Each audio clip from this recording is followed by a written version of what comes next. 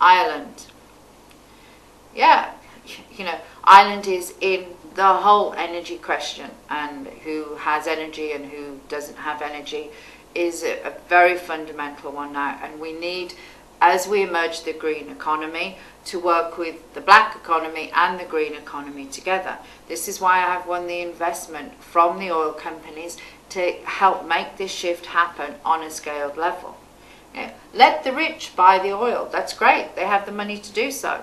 But for the poor, the 1 billion people who live on $1 or less a day, what we need to do is give them the green technologies so that they can run their homes, they can run their communities, they can run their businesses. Keeping 1 billion people so poor that they cannot get their education, they cannot have food.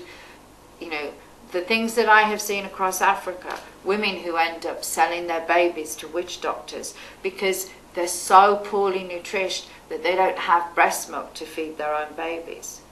Or the headmaster who weeps because he has to make the decision between buying sand or paying the teachers' salaries. You may ask the question, why does he have to buy sand? Because there's no chairs, there's no desks in the classroom. The children sit on the floor, and the jiggers, which are like worms, crawl up through the sand, and they literally eat their toes and their fingers while they're trying to study. So when we look at poverty issues in the West, we think that, okay, we don't have a new car, we don't have our own home.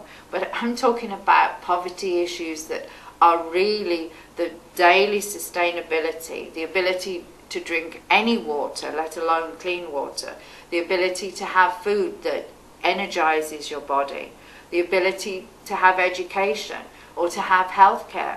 When I've sat with the orphans in Kenya and I have seen their fingers with the worms crawling through the ends of their fingers, and they're in tears, and their mothers are feeling so powerless that they can't do anything about it because there's no nurses there, there's no sterilized knives, there's no bandages. So even if they found simple ways of getting the worms out of the end of the child's fingers, that finger is then going to be infected.